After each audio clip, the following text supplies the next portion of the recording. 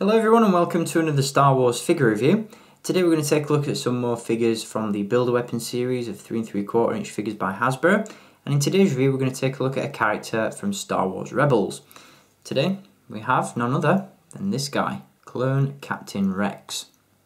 This is of course a depiction of Captain Rex as he appears in the Rebels animated TV series, and he's put on a little bit of weight, aged a little bit. But he's still the same clone Republic hero that we all know and love. And I've got to say, despite being hyped up and despite his appearance in Rebels being an important piece of the story, to me it just fell very flat. Don't get me wrong, I'm a huge fan of Captain Rex, but there was so much potential for the story to be developed there with how he survived Order 66, all that sort of stuff. But it just seemed to be skimmed over and not really touched base on in enough detail. And he's not played as prominent a role in the series as I thought he would, so I'm a little bit disappointed with that, but the figure itself is a decent one, so we'll take a look at him in more detail in just a little bit. Before we do that, as always, we are going to take a look at the packaging that Captain Rex comes in, and once again we do have the standard Build-A-Weapon packaging design for this figure. Featured at the top we have Kylo Ren, obviously, from The Force Awakens, accompanied by the regular Star Wars logo. Obviously this figure is not from The Force Awakens, so we've just got the basic logo at the side. Down below that we have some very cool artwork of Captain Rex in action, looking very, very cool there. And on the back of the box we have some other figures available in the desert theme of the Build-A-Weapon series, as well as some of the Build-A-Weapon pieces that you can collect and assemble. As you can see, other figures available in this series include Finn, or FN2187, Captain Rex himself, and Unkar Plutt, who we previously reviewed, and that review should pop up on screen for you if you want to check it out. So there we go, that is the packaging that Captain Rex comes in. Now let's take a look at the figure itself, and like with most of these reviews, I'll just touch base on the Build-A-Weapon piece first. This is what we get with Rex. As you can see, it's a sort of vibro axe staff sort of weapon. Not really a very practical piece to be included with the Clone Trooper, but as I mentioned in my previous review on Unkar Plutt, some of these later additions to the Build-A-Weapon series do seem to be improving in terms of practicality and quality of the Build-A-Weapon pieces themselves. Even though I'm pretty sure Rex doesn't use a weapon like this in the Rebels animated series, obviously he's lived an isolated life for a while after the Clone Wars. He seems to have adapted to a primitive lifestyle, and this is a weapon that I could see Rex using at some point, and I'll display it with the figure later on in the review just to give you a look at that. But not a terrible piece by any means. I'm sure it could be integrated with some of your other figures in your collection, but I would much rather see these things just abandoned altogether if it meant we could see a cheaper price on these figures, or maybe even super articulation return, but that's another rant for another day. As you can see, this piece does feature a firing missile, which should flick out when you touch it at the end, but for some reason it's locked in place and doesn't want to move anywhere, so be that as it may.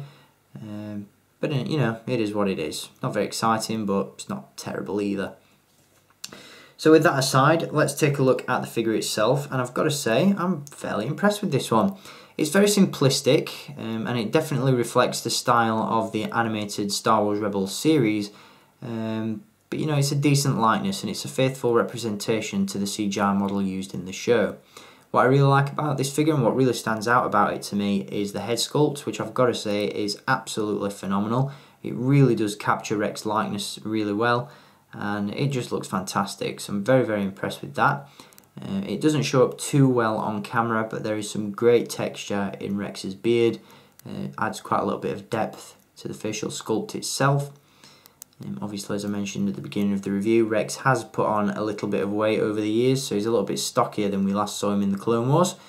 But as you can see, he has retained some of that Clone Trooper armour, which barely fits him anymore, which is quite laughable. As you can see, he's got the clone chest plate there with the shoulder plates and gauntlets, which still feature the blue stripes of the 501st Legion. He does have also the Clone Trooper belt with the holsters at the side, which can accommodate the DL-44 blasters that are included. And he also has the Clone Trooper boots as well, which, as you can see, have been given a slight bit of weathering just to make them appear a little bit dirty and battle worn. One of the negative aspects about this figure is the fact that it's a little bit too clean. Obviously at this point when we see Rex again in Rebels, he has been through the wars, he's living, as I said, a very primitive lifestyle, and he's very, very dirty in the series, whereas the figure is very shiny, very clean, and I'd have just liked to have seen a little bit of weathering applied to this one just to bring it to life a little bit more. But that's my only, real negative issue about this figure.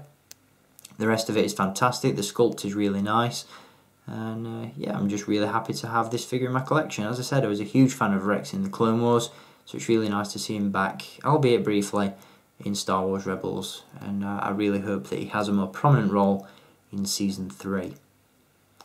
Now, in addition to those DL44 blaster pistols that I touched base on earlier in the review, Rex does come with another accessory, and that is of course his custom-made Phase 2 Clone Trooper helmet, which I nearly threw off the table there.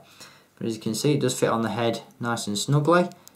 Once again, it's a sort of stylised version of the helmet he wears in the Clone Wars. You've got the J guys there on the top with the blue stripe down the visor, and of course all those kill marks from his many battles in the Clone Wars with the Separatists. So that's a nice accessory to be included. Obviously it's removable, fits really well over the head, but I've got to say Rex does look a lot better without the helmet on. Now, as I said at the beginning of the review, I will quickly display Rex with his build-a-weapon piece just to give you a look at it. As I said, it's not terrible. I could imagine Rex using something like this, maybe to do his hunting as he continues to survive. But it's just one of those things. It's a throwaway accessory, not something that was really needed. But it's not the most terrible of accessories that we've seen with this line so far, so I'll take it. So that is Captain Rex from Star Wars Rebels and from the Build-A-Weapon 3 3/4 inch line. A decent figure and one that I'd recommend picking up, and if you want to add this guy to your collection, you know the drill. Hit the link in the video description where you can purchase this guy from staractionfigures.co.uk. So I've enjoyed having a look at this guy, and I'll be back to give you a look at some more figures very soon. Got a very cool character from Rebels to give you a look at next, so make sure you stay tuned for that. And until next time, as always, keep collecting, and may the Force be with you.